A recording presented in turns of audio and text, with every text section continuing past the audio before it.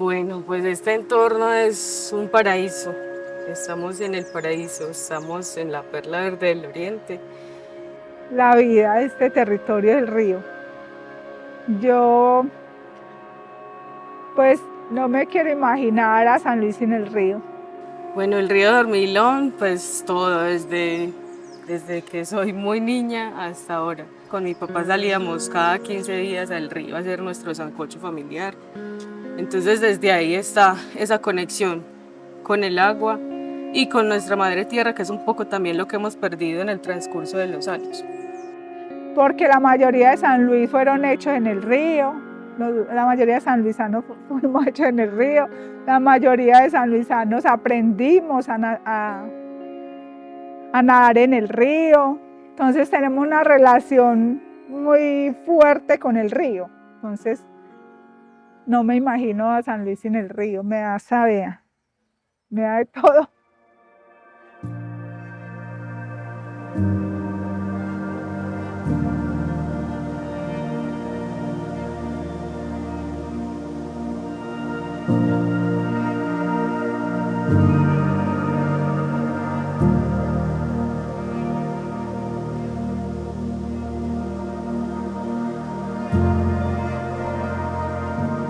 El río Dormilón es el principal patrimonio ambiental, cultural de los y las sanluisanas.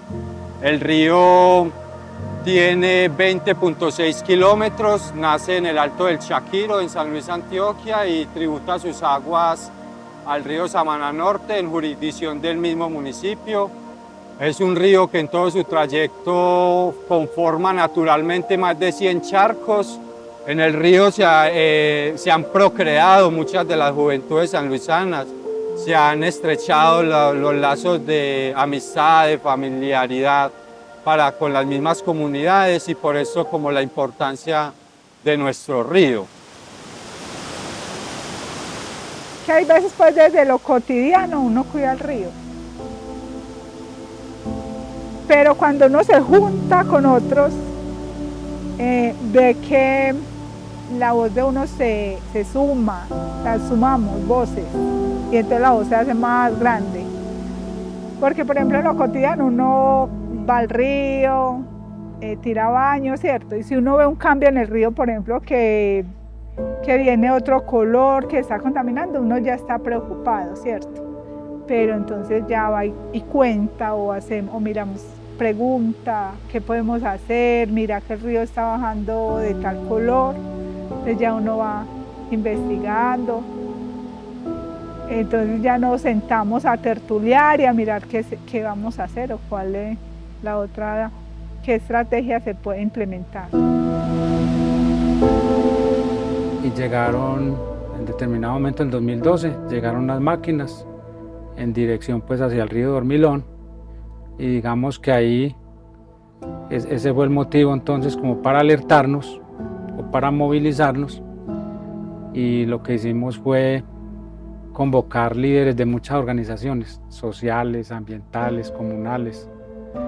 Nos reunimos a hablar sobre el tema y ahí dijimos, bueno, vamos a reconocernos como vigías del río Dormilón, y ahí nos dimos ese nombre precisamente en la reunión en 2012.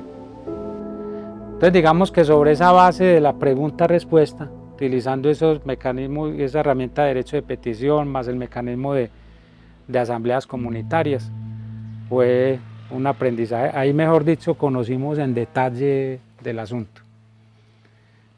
Bueno, y pusimos en práctica ese mecanismo de participación en la asamblea comunitaria, que ya lo habíamos, digamos, apropiado mucho en la década de los 90 con el conflicto armado. Hoy ya el nuevo panorama es que la amenaza no son las hidroeléctricas, sino que las amenazas, una de las amenazas grandes es el urbanismo, que está irrumpiendo sobre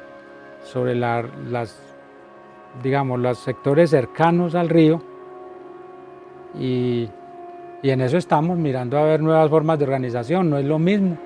Pero aquí los municipios son los ordenadores del uso del suelo, pues los que ordenan el uso del suelo, ¿no? Porque es una preocupación pues que hemos evidenciado en los recorridos que hemos hecho acá en San Luis, porque en muchas partes pues hay privatización de las rondas y nos toca buscar la forma de de llegar al río sin acceder a esos predios privados. Y como el interés y la motivación del espacio es entender un poco los derechos que tenemos las personas sobre el acceso y la ruta hídrica del río.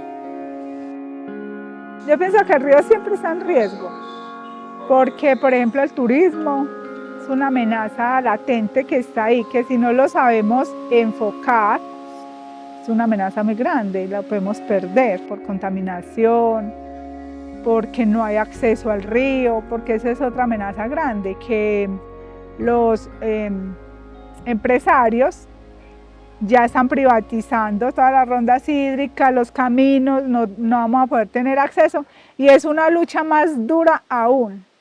Uno de los aprendizajes más importantes es que lo público hay que hacerlo público. Es otro de los mecanismos de protección suyos.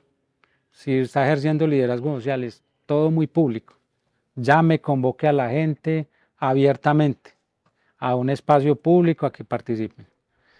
Y estar abriendo permanentemente el micrófono para que el que quiera hablar, hable. Micrófono abierto, mejor dicho.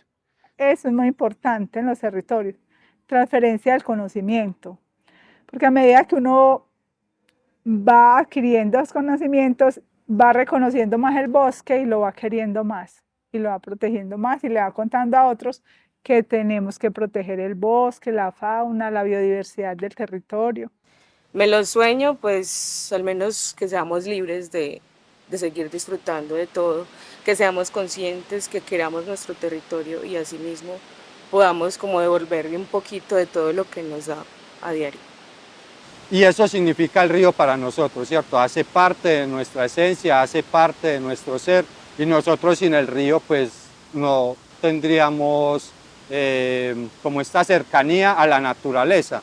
Es el agua la que nos ha permitido encontrarnos y reencontrarnos con lo que somos, con nuestra identidad, con la naturaleza y con las mismas aguas, ¿cierto?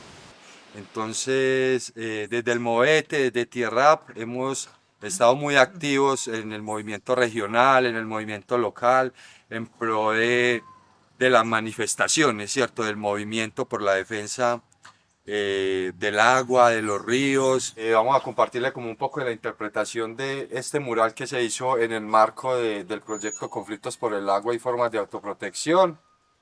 El tema muralístico en San Luis venimos impulsándolo hace aproximadamente 3 años como una forma de comunicar, ¿cierto? Una forma también de atraer las juventudes al tema de la defensa del territorio. Ahí vamos, en la medida que luchamos por conservarlo, también encontrándonos entre sus corrientes y dándole ese valor para la vida.